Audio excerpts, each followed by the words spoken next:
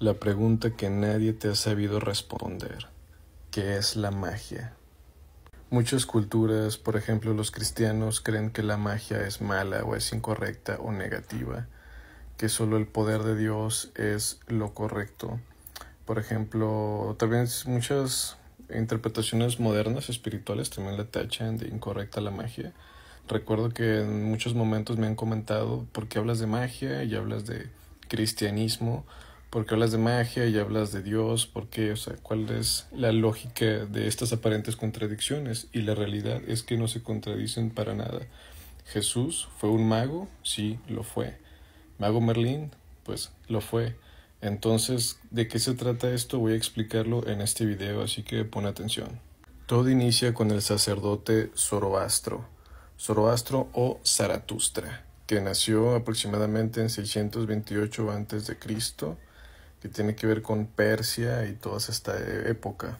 Zoroastro o Zaratustra, en su tiempo, él canalizaba, digamos que un ser divino o un ser superior que él llamaba Zurvan, que era como el creador del tiempo y el destino, y a la vez engendró, digamos, a otro ser que se llamaba Mazda.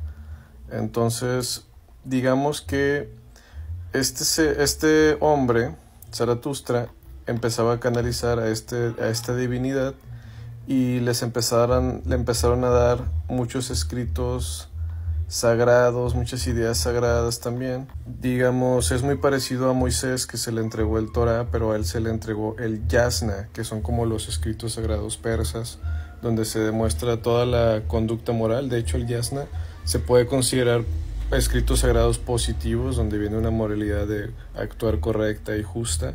Bueno, todo este movimiento que crea, digamos, a partir del Yasna y todas las interpretaciones de los escritos, se empiezan a crear sacerdotes del Yasna, o digamos que siguen el zoroastrismo y también el zurvanismo, que son esas ramas de los escritos sagrados del Yasna. Estos sacerdotes que estaban, digamos, siguiendo estos escritos, se le empezaron a llamar magus, que tiene que ver con una raíz indoeuropea que significa sabio o poderoso. Entonces, estos magus eran ahora los sacerdotes y los que canalizaban a estas divinidades. Digamos que los magus eran, por así decirlo, como los levitas. Se puede decir que eran como los levitas.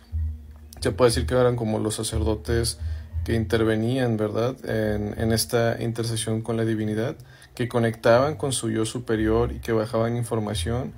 Y esto era, digamos, una moralidad positiva, o sea, lo que tiene que ver con el movimiento del Yasna, que son esos escritos sagrados, los magus, de ahí viene la palabra mago y de ahí viene la palabra magia. Entonces tiene que ver con la intercesión con la divinidad, con el sacerdocio.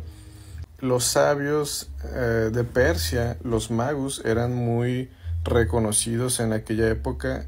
De hecho, los magos de Oriente que visitaron a Jesús eran magos de Persia, entonces realmente eran del linaje de la adoración de los escritos sagrados de los Yasna, y eran pues del zurvanismo y eran de Zaratustra y todo esto. Entonces vemos cómo incluso estos magos tienen aparición en la Biblia. O sea, literal, si tú te vas al griego original, menciona la palabra magoi, o sea, cuando vienen a visitarlo. Les comparto la cita bíblica aquí. Es Mateo 2:1. Si la pueden buscar en cualquier, digamos, traductor griego en internet, te menciona la palabra magoi.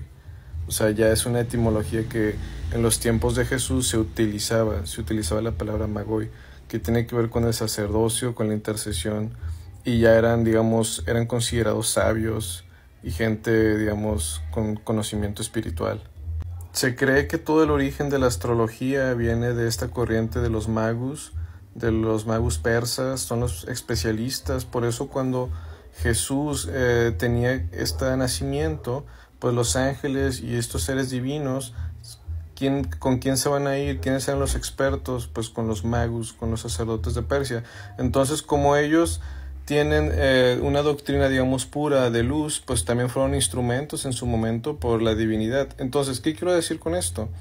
Quiero que veas que, digamos, los ángeles que fueron con Jesús, los ángeles que anunciaron a Jesús, confiaron en los magos como personas dignas para recibir, para poder dar regalos al nacimiento de Jesús. Entonces, un magus es una persona que tiene, digamos, una moralidad en ese momento correcta, que se podría decir que también fueron canalizadores de la luz y de la verdad.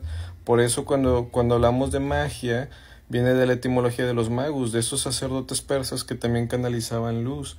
Entonces, cuando hablamos de hacer magia, hablamos de hacer canalizaciones con tu ser superior, conectar con tu divinidad y plasmarla en el plano de la materia. Eso es magia, es irnos a la raíz magus, a la raíz de los del sacerdocio. Cada vez que yo te digo somos magos, yo estoy diciendo somos sacerdotes. Cada vez que yo digo haz magia, haz un acto donde tú conectas con tu divinidad, con esta intercesión divina y plasmas en el plano de materia un milagro o una acción, ¿no?, que tiene que ver con todo esto. Bueno, y ahora te vas a preguntar, si ya entendimos lo que es la magia, como el sacerdocio, la intercesión con la divinidad, entonces, ¿qué es la magia blanca y qué es la magia negra? ¿Cuál es la magia de la luz y de la oscuridad? Pues aquí vemos que es un tipo de sacerdocio, un sacerdocio con la divinidad, pero hay un sacerdocio con la oscuridad. Entonces, eso será tema para el siguiente video. Eso es todo.